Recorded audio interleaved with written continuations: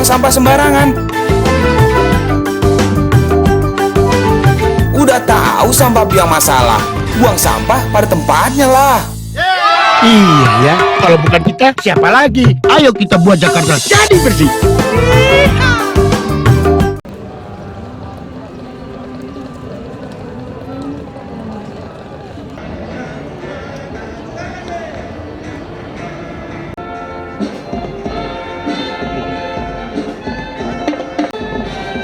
Gosip, hidupin semua mic-nya.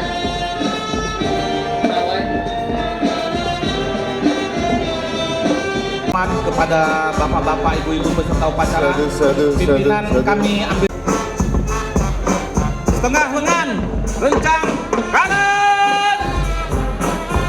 Bapak-bapak, ibu-ibu peserta upacara agar segera bapak kami mohon dengan hormat untuk membentuk barisan. Dan kepada Bapak Ibu yang membawa tas, kami mohon untuk meletakkan tasnya di belakang barisan.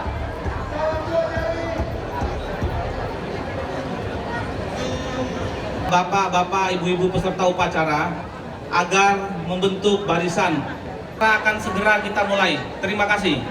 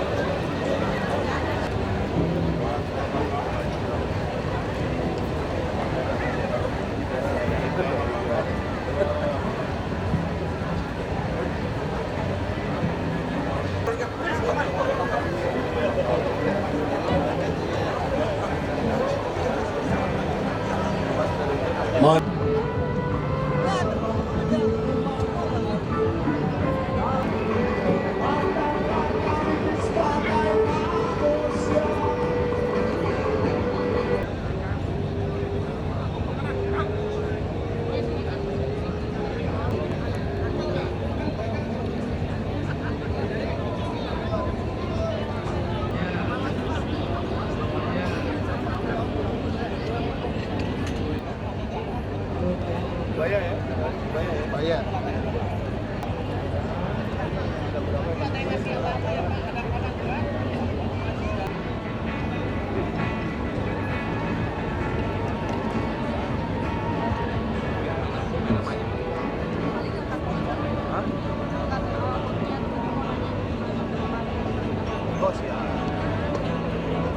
Pimpinan saya ambil alih untuk menghadap yang ke selatan. Mohon perhatian. Siap. Gerak.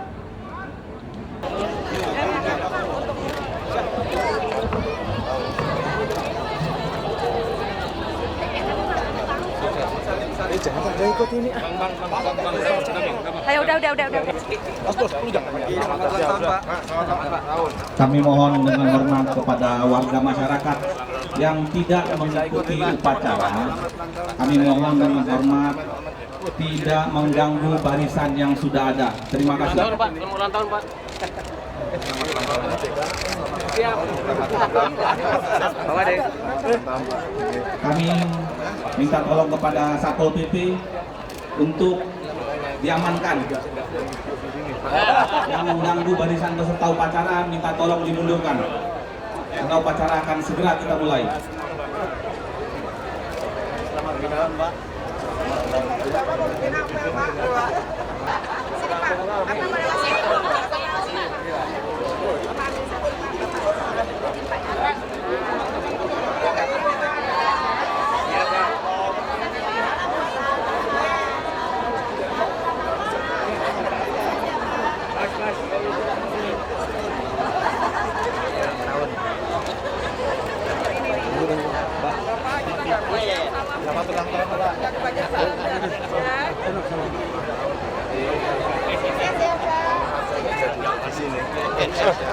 Kami persilakan untuk segera berbaris sesuai dengan papan namanya masing-masing, karena sebentar lagi upacara akan dimulai.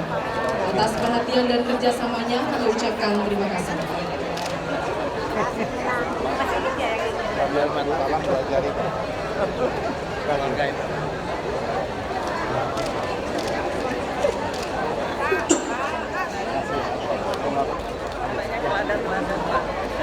Selamat semuanya.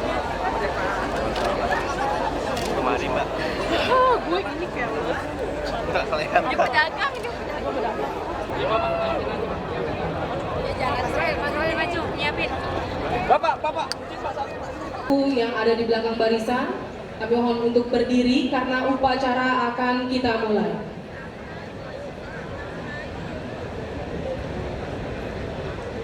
Baik, persiapan upacara. Komandan upacara memasuki lapangan upacara.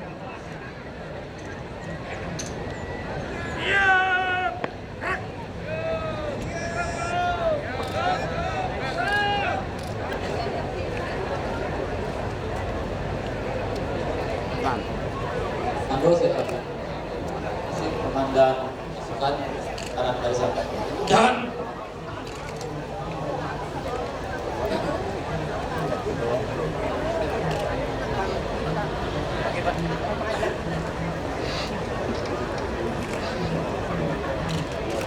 Drat di tempat.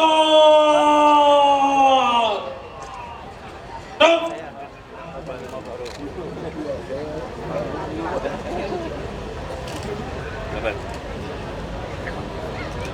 Sering ketemu.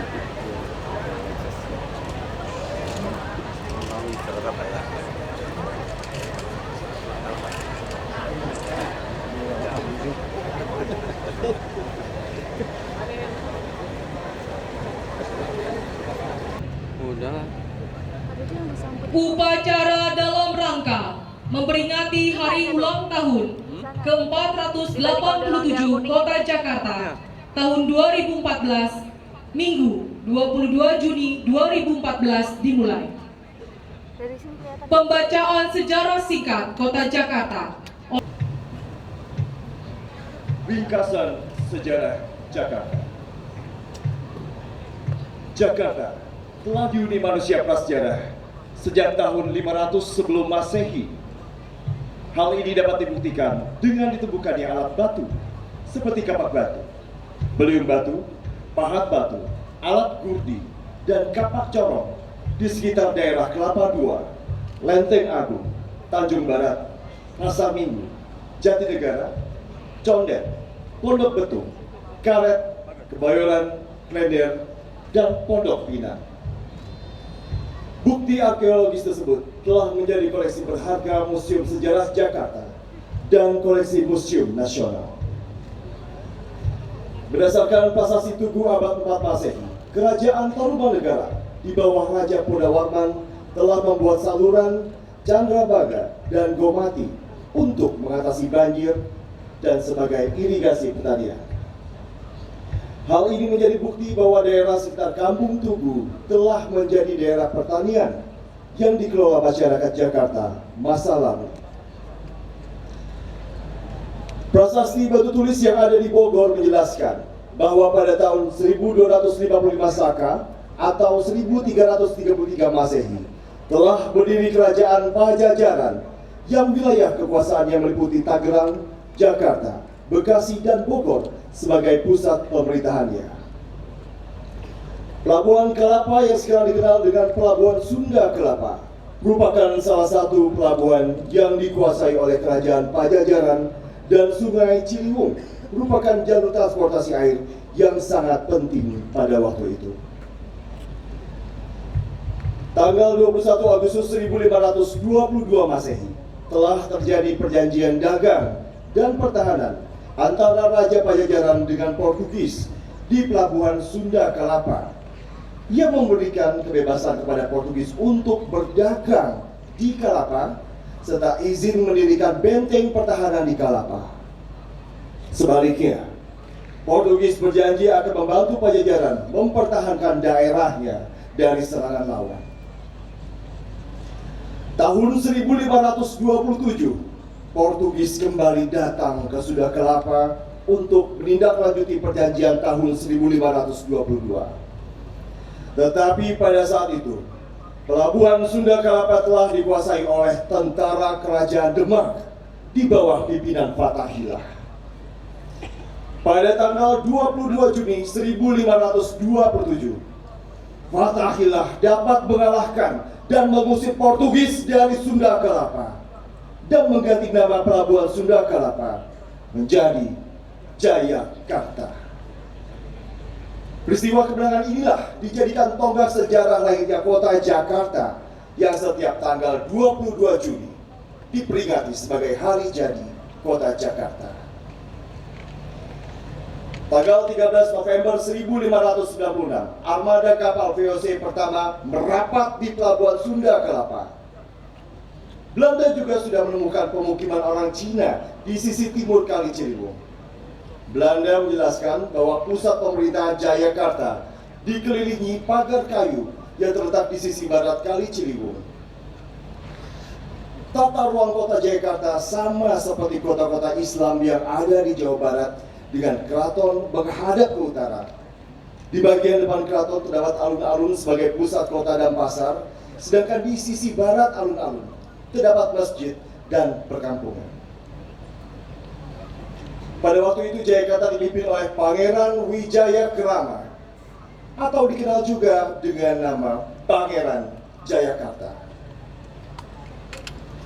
Tanggal 22 Oktober 1618, Jan Pieter Soenkoen sebagai Gubernur Jenderal VOC mulai memperkuat loji yang terdapat di Pelabuhan Sunda Kelapa menjadi benteng pertahanan. Jan Pieter Soenkoen memberinya nama benteng pertahanan dengan sebutan Kastil Batavia. Sejak tanggal 7 Oktober 1619, Jan Pieter Soenkoen mulai mendirikan Batavia di atas reruntuhan kota Jayakarta dan menjadikan Batavia sebagai pusat pemerintahan VOC. Jan Pieter Soenkoen mendatangkan pekerja bangunan dari Banten untuk membangun kota. Karena Jan berteman baik dengan Kapiten Soe Bengkong yang bermukim di Banten, Jan Pieter Soenkoen dengan mudah mendapatkan pekerja dan menjadikan Soe Bengkong sebagai Kapiten Cina pertama di Batavia. Sejak tahun 1619 sampai dengan 1942, setiap tanggal 30 Mei, penguasa Belanda di Batavia selalu memperingati sebagai hari jadi kota Batavia. Selama masa kekuasaan VOC di Indonesia, tahun 1619 sampai dengan 1880, 34 gubernur jenderal telah berkuasa di Batavia, serta ditambah 3 orang gubernur jenderal pada masa pemerintahan Hindia Belanda. Awal abad 18, kota Batavia berada pada masa kejayaannya, sehingga mendapatkan julukan Koningin van het Oosten, Ratu dari Timur. Bukti-bukti kejayaan masih dapat dilihat pada beberapa bangunan tua bersejarah, seperti bangunan Museum Sejarah Jakarta yang dibangun tahun 1710 dengan fungsi sebagai balai kota. Bangunan Museum Bahari yang dibangun tahun 1718 sebagai gudang rempah-rempah. Bangunan Toko Merah dibangun tahun 1730 sebagai rumah Gubernur Jenderal Van Imhoff. Gedung Arsip Nasional dibangun tahun 1760 sebagai rumah Gubernur Jenderal Rene de Klerk, dan beberapa bangunan lain yang masih berdiri kokoh di sekitar kota tua Jakarta. Sejak bala tentara Dainipo mendarat di Pulau Jawa, sudah diusahakan agar nama Batavia diganti, dan perubahan tersebut mendapat persetujuan dari pemerintah Jepang di Tokyo. Sehingga pada tanggal 10 Desember 1942, nama kota Batavia diganti pimpinan bala tentara Jepang menjadi Jakarta. Pergantian dan perubahan tersut berdasarkan persetujuan yang ditetapkan tanggal 8 Desember, tepatnya pada hari pembangunan Asia Raya. Dan 2 hari kemudian, nama Batavia diganti dengan Jakarta, tepatnya tanggal 10 bulan 12 tahun 2602 Kunceng Kambu. Tanggal 17 Agustus 1945, Proklamasi Kemerdekaan Republik Indonesia diumumkan dari kota Jakarta. Dan sejak itu, secara tidak langsung, ibu kota negara Republik Indonesia adalah Jakarta. Seluruh rakyat Indonesia sepakat bahwa ibu kota negara Republik Indonesia adalah Jakarta. Sejak tanggal 21 Juli 1947, ibu kota Republik Indonesia dipindahkan ke Yogyakarta dan setelah berakhirnya agresi Belanda, tepatnya tanggal 27 Desember 1945, Jakarta dinyatakan kembali sebagai ibu kota negara. Tahun 1960 diterbitkan peraturan presiden yang menetapkan Jakarta sebagai ibu kota Republik Indonesia. Dan pada tahun 1964 diterbitkan undang-undang yang mengesahkan Jakarta sebagai ibu kota Republik Indonesia. Pada awal kemerdekaan, Jakarta dipimpin oleh wali kota Mr. Suwiryo. Dan pada tanggal 30 Maret 1960, diangkat kembali sebagai wali kota Jakarta Raya dengan keputusan Presiden nomor 125 tahun 1940. Sejak itu Jakarta sebagai ibu kota Republik Indonesia juga berperan sebagai kota pelajar Jakarta Raya. Pada tanggal 2 Mei 1951, diangkat wali kota Jakarta Raya kedua, Syamsul Rizal. Pada bulan November 1953, diangkat wali kota Jakarta ketiga, Sudiro. Dilanjutkan dengan Hengantung pada 1964, Sumarno 1965, Letnan Jenderal KKO Ali Sadikin pada tahun 1966, Letnan Jenderal Cokro Pranowo pada tahun 1977, Mayor Jenderal Suprapto pada tahun 1982, Letnan Jenderal Yogo Atmo Daminto pada tahun 1987, Letnan Jenderal Suryadi Sudirja pada tahun 1992, Letnan Jenderal Sutioso pada tahun 1997 hingga 2007. Dr. Ing Haji Fauzi Bowo pada tahun 2007 hingga 2012.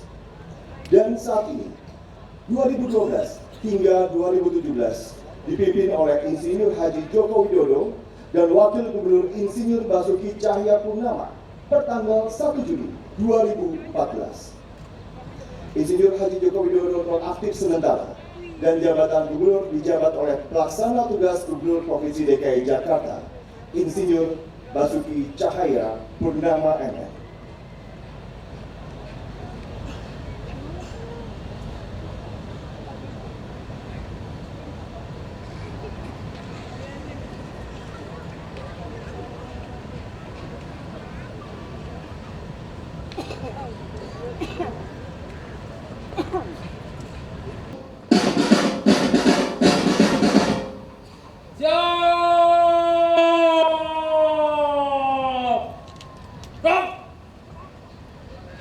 Kepada Inspektur Upacara.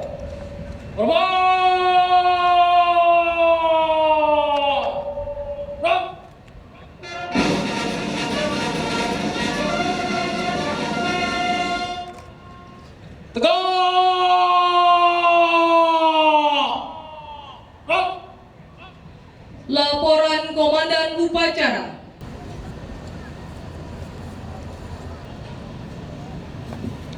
Lapor upacara dalam rangka memperingati Hari Ulang Tahun Kota Jakarta 2014. Siap dimulai. Laksanakan.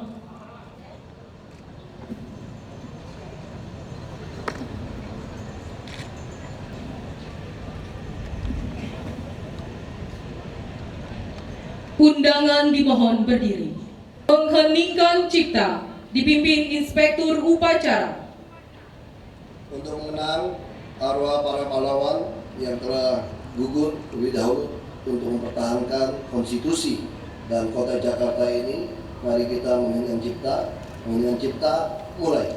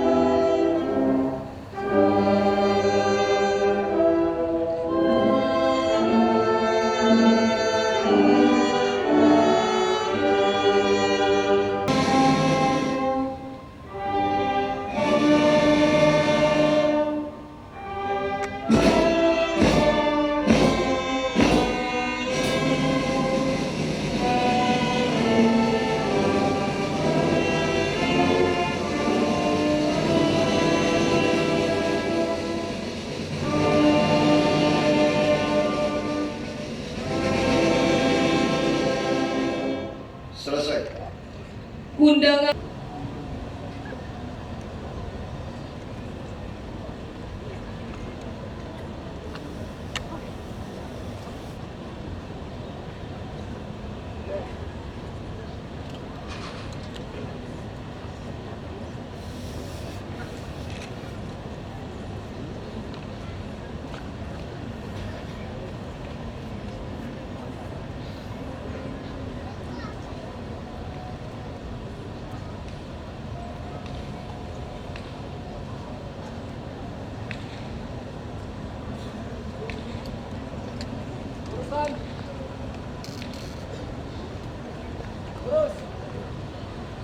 penyerahan penghargaan oleh Inspektur Upacara.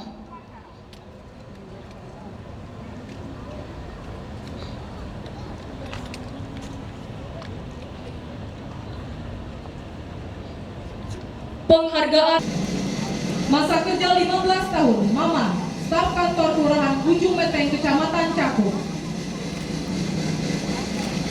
Pegawai berprestasi, Rusdianto Esos, Camat Penjaringan, Jakarta Utara. Tenaga kesehatan teladan berprestasi di Puskesmas tingkat provinsi tahun 2014, Dr. Lesti Harni, tenaga medis teladan Puskesmas Kelurahan Kalibaru, Kecamatan Cilincing, Bidan Dewi Sriasi, tenaga perawatan teladan Puskesmas Kecamatan Kemayoran, Bu Gini SKM, tenaga kesehatan masyarakat teladan Puskesmas Kecamatan Cengkareng, Endang Tri Rahayu, tenaga gizi teladan Puskesmas Kecamatan Grogol, Petamburan. Bidang pendidikan, Zilan Zahra Zauhara, SMP Negeri 99 Jakarta Timur, peringkat 1 Provinsi UN SMP.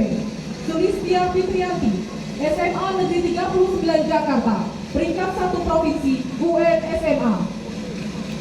Mesel Amelia B, SMKN 13, peringkat 1 nasional, festival dan lomba seni nasional. Pemerintah provinsi telah mengikuti Olimpiade Sains Siswa Nasional SMP tahun 2014 dan mendapatkan juara umum tingkat nasional. Penerima penghargaan Tawar Teladan Syarif Hidayat, SAG, juara 1 KUA Kecamatan Grogol, Petamburan, Kota Administrasi Jakarta Barat. Dan penghargaan keluarga Sakinah Sadili Sapri dan Sri Novriantisi, Kota Administrasi Jakarta Barat.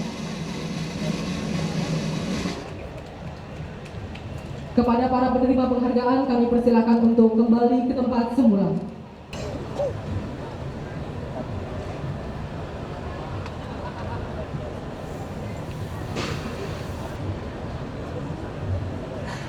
Sambutan Inspektur Upacara, barisan diistirahatkan.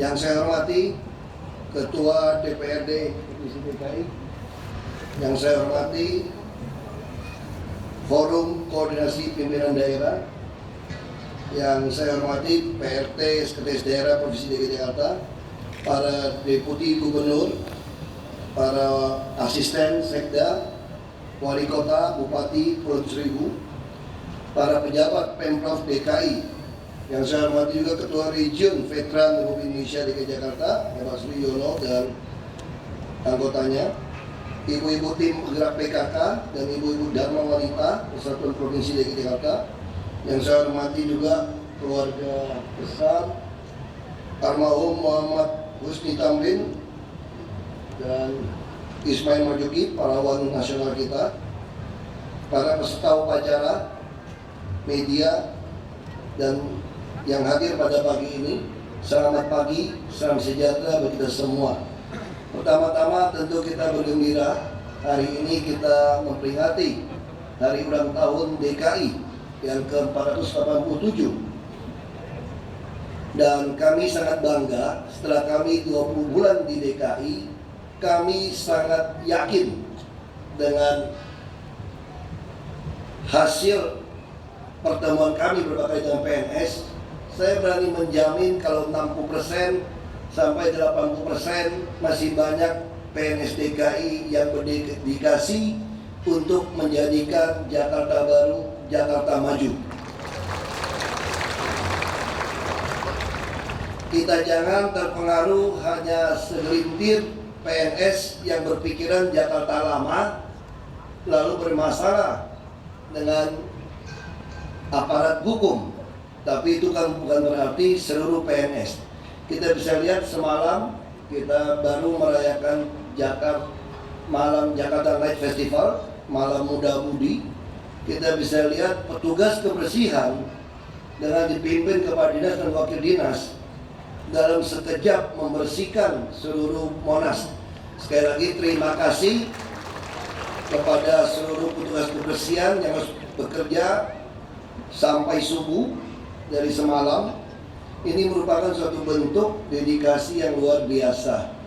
Dan kalau kita melihat Monas, kita bisa lihat hampir di semua batu-batu alam ini penuh dengan celah-celah sampah. Monas ini singkatannya Monumen Nasional. Ini dipercayakan kepada Pemprov DKI untuk mengelolanya. Tentu saja kita tidak ingin monumen nasional yang dibanggakan dari seluruh rakyat Indonesia, yang kita banggakan pada negara-negara lain, ini menjadi kotor dan tidak tertib.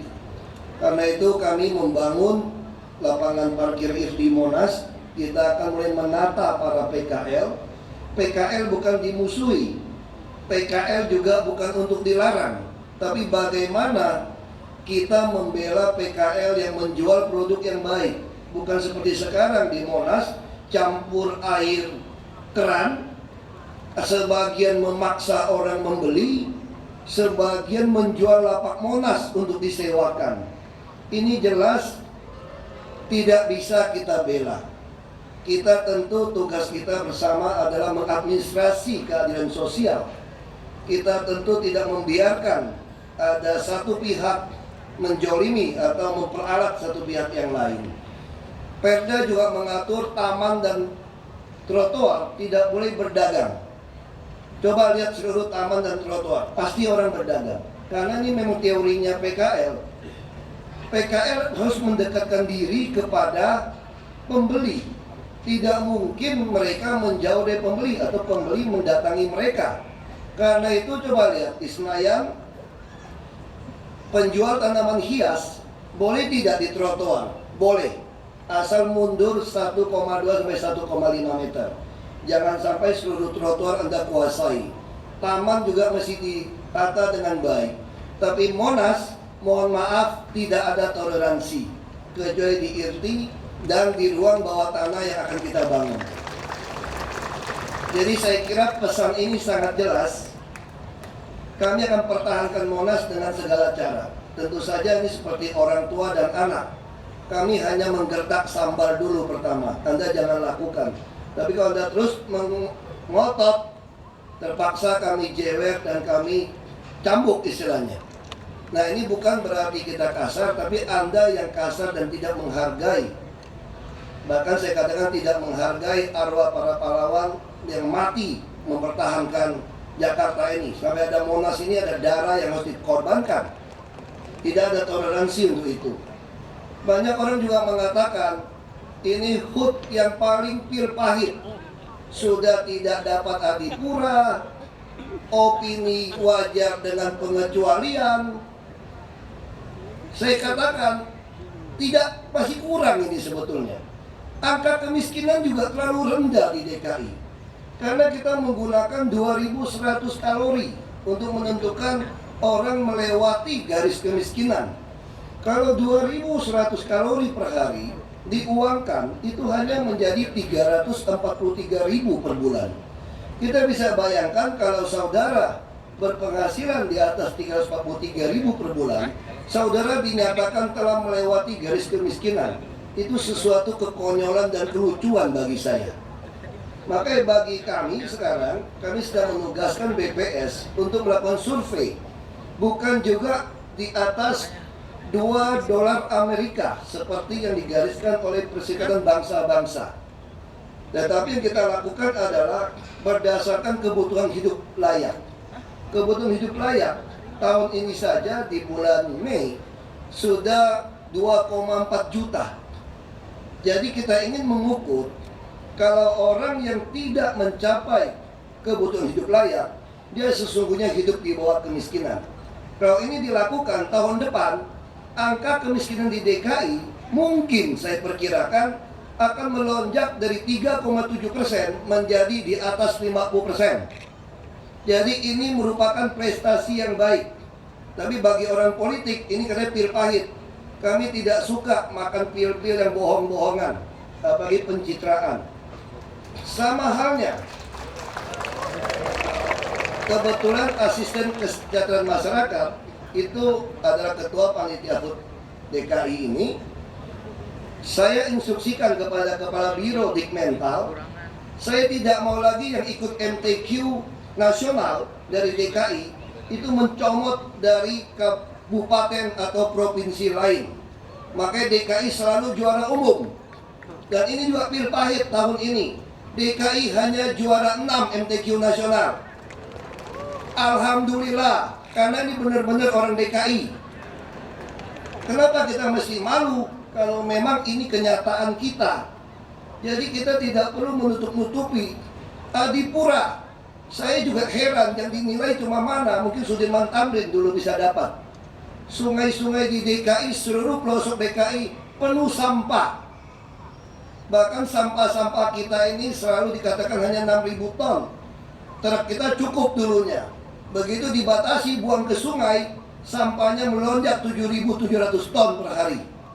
Ini juga satu prestasi yang baik bagi kami. Jadi ini yang kita harapkan. Dan mengenai birokrasi, saya sudah minta dalam rapim, seluruh PNS dulu melamar untuk masuk menjadi PNS DKI.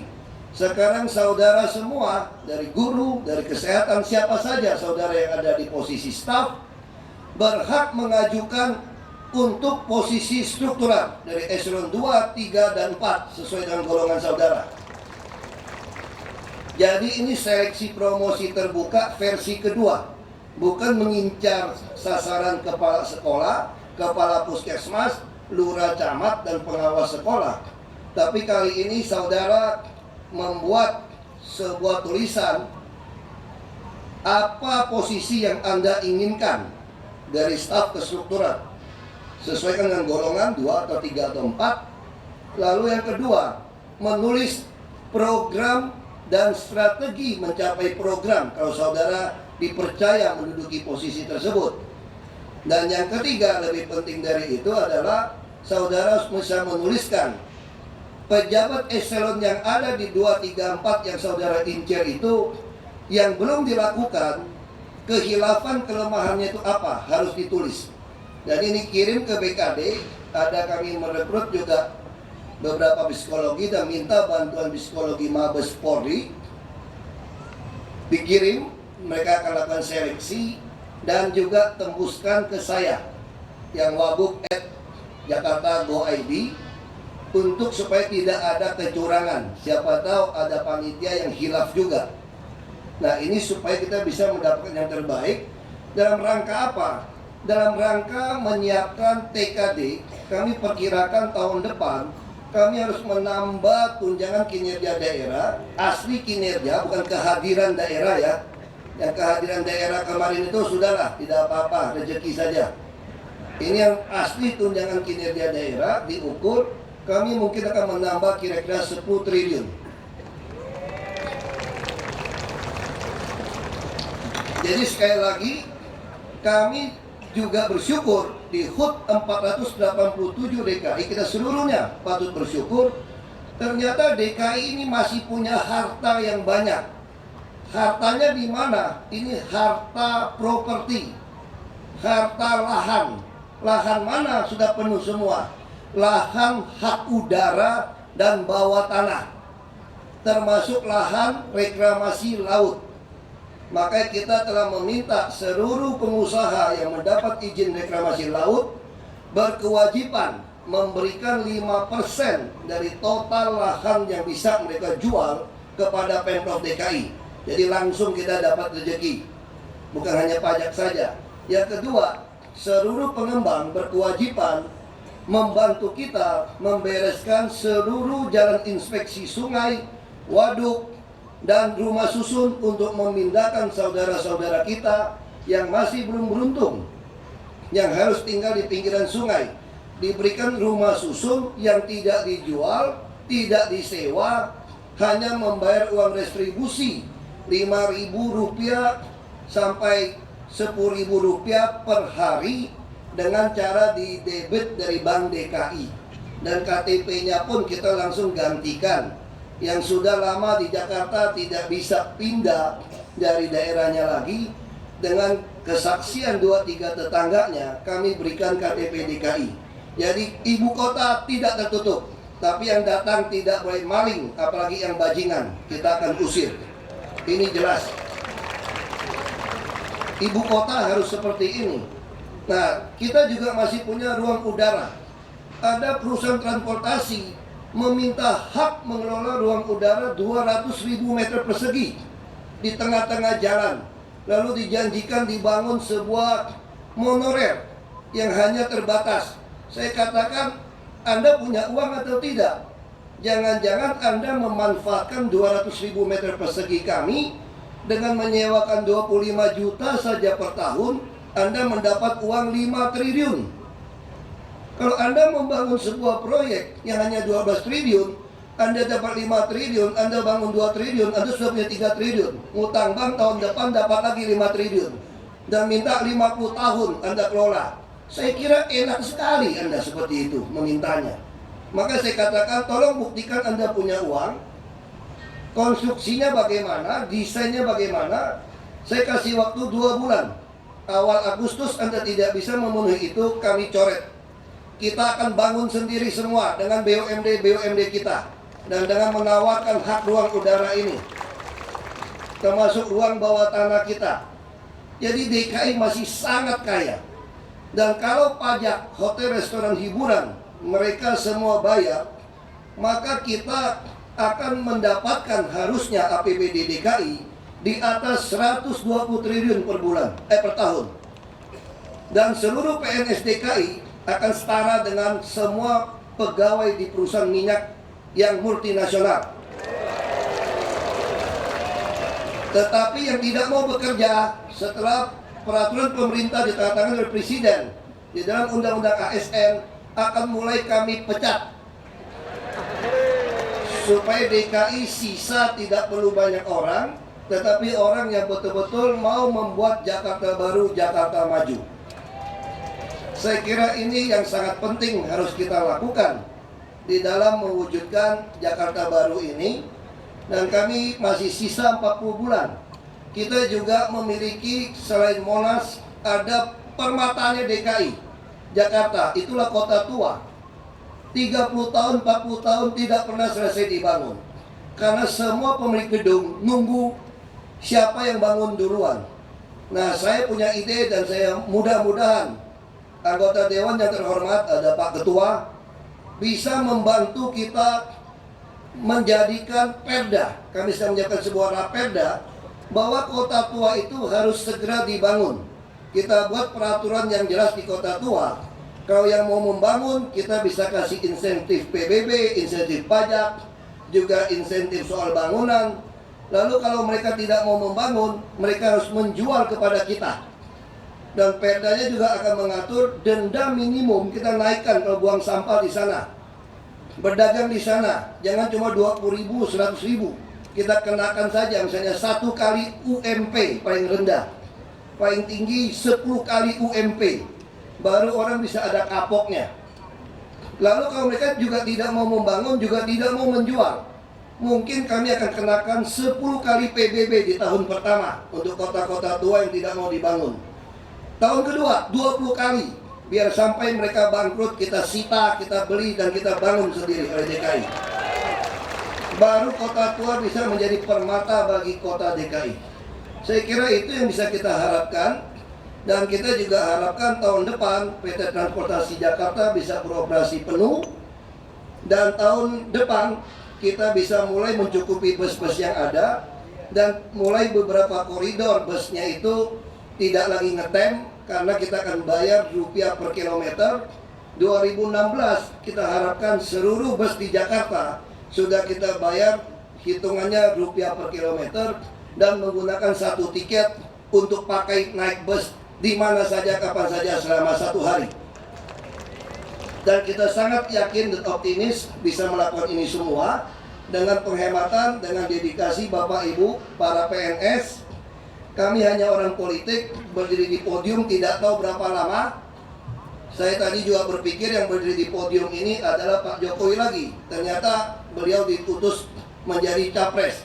Saya tidak tahu doa mana lebih baik, doa beliau kembali atau tidak. Ini sedikit repot. Tapi yang pasti singkatan PRT itu plesetannya itu bukan pelaksana tugas. Tapi karena orang Tionghoa di Glodok sering sekali bilang R itu jadi L, jadi PLT itu jadi pelaksana tugas, bukan, tapi pembantu rumah tangga gubernur. Jadi saya berdiri di sini hanyalah seorang pembantu rumah tangga gubernur yang sedang diberhentikan sementara, supaya Bapak Ibu bisa mendengarkan pokok-pokok pikiran seperti ini. Sekali lagi terima kasih. Dirgahayu Jakarta.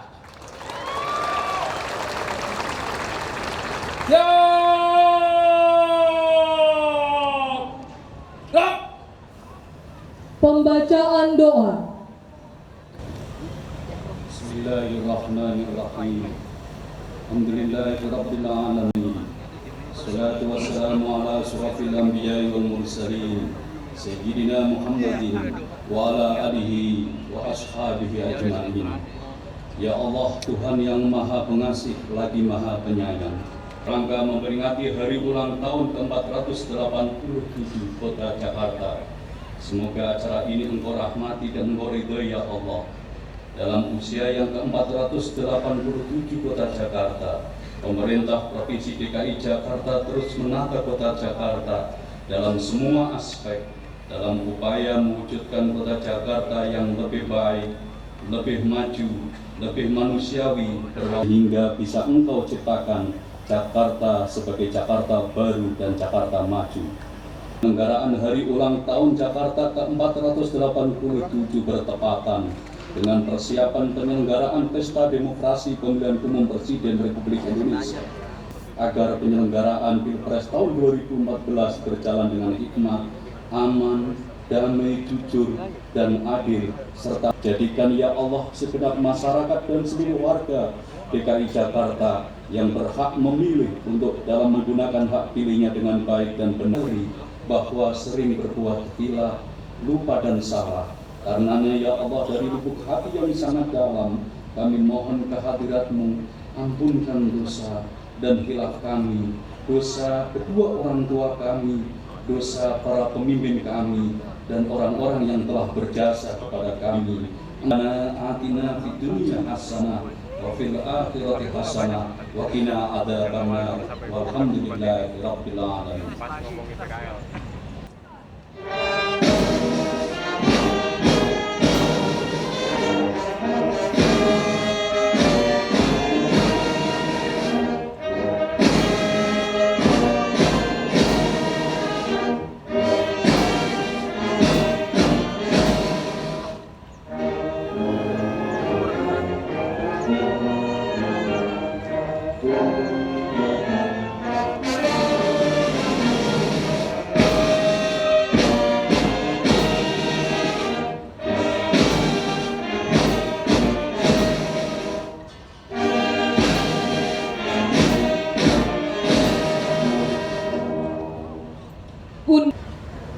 Laporan Komandan Upacara.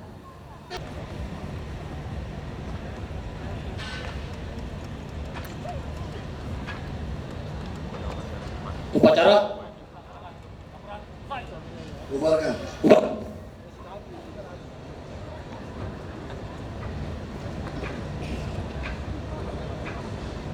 Kepada Inspektur Upacara. Hormat. Gerak.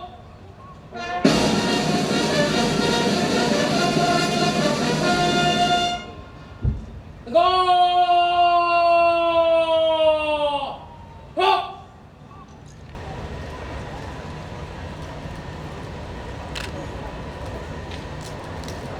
Istirahat di tempat.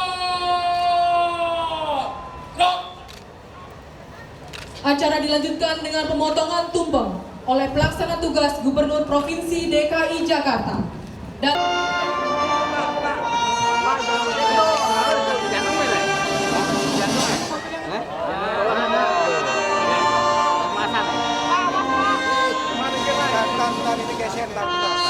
belum mulai.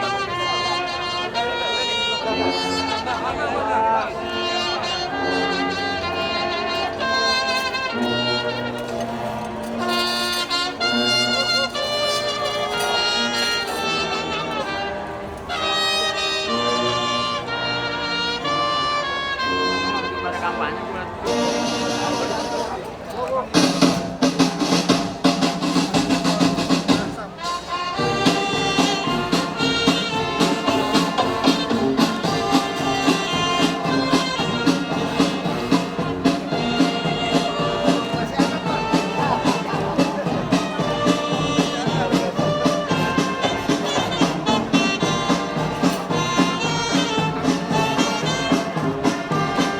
Bapak Ibu hadirin undangan yang kami hormati, pelaksana tugas Gubernur Provinsi DKI Jakarta yang didampingi Ibu Veronica Basuki Cahayapurnama memotong tumpeng, dan tumpeng akan diberikan kepada keluarga almarhum Bapak Husni Tamrin.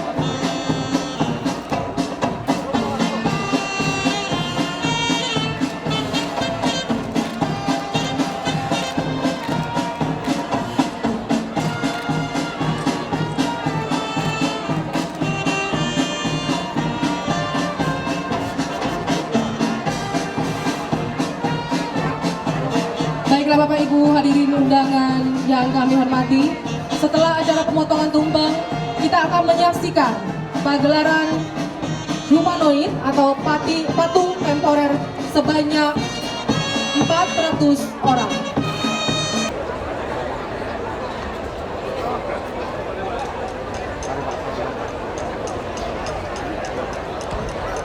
Nanti kita paripurna kan ikut itu juga ya. Malam kita resepsi. Iya.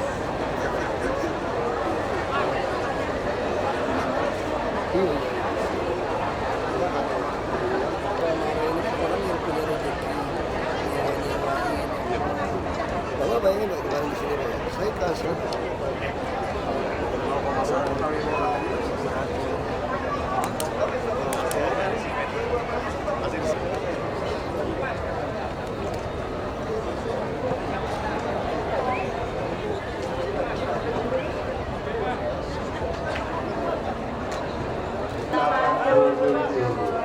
Oke, menyambung acara upacara lagi ya Bang. Di sini kita juga ada rangkaian acara spesial juga menyambut Hari Ulang Tahun DKI Jakarta yang ke-487.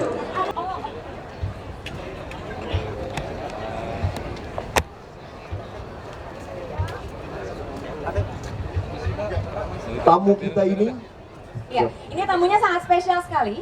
Tuhan Yang Maha Esa, maka Jakarta International Humanoid Festival secara resmi saya buka.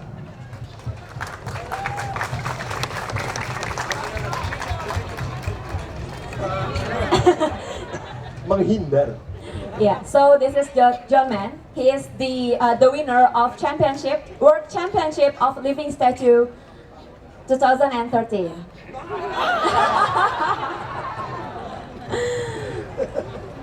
Jadi memang John Man ini kami undang dari Berlin. Dia adalah pemenang dari World Championship of Living Statue. Baik, terima kasih Cukup? banyak Bapak Basuki Cahayapurnama. Beri tepuk tangan dong sekali lagi. Tepuk tangan sekali. Ini membuat kita terpana ya. Oh, matanya hijau. Oh, mata duitan mungkin. Baik, Bapak terima kasih banyak. Terima kasih banyak Bapak. Maka dari itu, Bapak Sekda boleh silakan. Dan Ibu Yani kami undang juga untuk naik ke atas panggung bersama dengan Bapak Ari Budiman. Ya harapan kita ya itu tadi, Jakarta harus jadi kota modern, tertata rapi. Dari mana dasarnya? Dasarnya adalah dari birokrasi yang melayani. Intinya itu di birokrasi, di jajaran pejabat. Kalau kita bisa melayani dengan pelayanan pada satu warga pintu masyarakat semua, ya, jika ingin maka ini jelas akan membuat semua jadi juga disiplin. ngechat. Tidak mungkin orang luar melanggar aturan, kalau tidak orang dalam yang main gitu loh.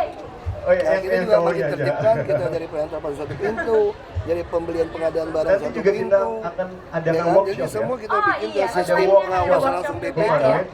Bank DKI telah Dirut Bank DKI Dan bagaimana sih prosesnya? Bagaimana misalnya yang dimana kami MOU dengan BPK, semua transaksi itu harus bisa dimonitor BPK dengan waktu yang real time ini. Kanan kami Nah, makanya bisa ketahuan di situ ada oknum yang transfer ke kelurahan, ke kecamatan-kecamatan, langsung dicurigain. Mudah-mudahan kita udah minta Bank DKI transaksi kontan di atas 100 juta ditolak.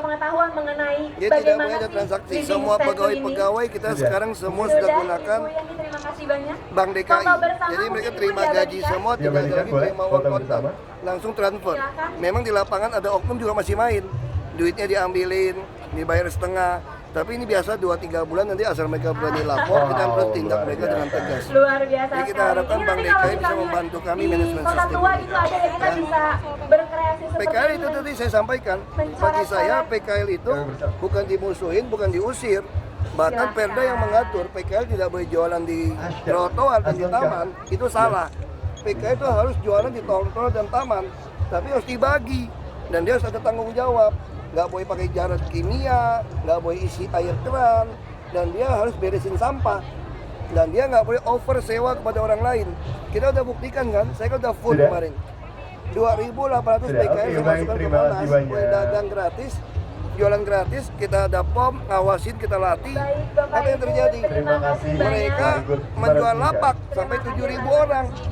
Udah saya biarkan seminggu, pikir saya baik hati, ngelunjak nggak mau keluar. Ya sudah, kita sikat. Berarti kita udah ngerti di Monas nggak boleh ada toleransi. Jadi TKI harus kita tertibkan. Taman-taman kita yang kita atur, trotoar kan kita atur. Dan kami berjalan kepada John Pak, bagaimana dengan birokrasi di Jakarta sendiri, Pak? Apakah sudah ada perbaikan yang signifikan, Pak?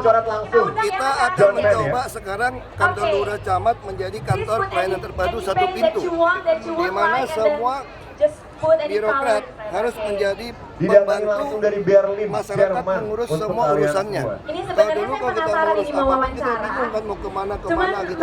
Kalau sekarang biarkan dia yang bingung, enak aja kita yang bingung kan. Jadi kita akan coba buka, pasti sampai Desember ini pasti agak kacau balau nih. Gak apa-apa.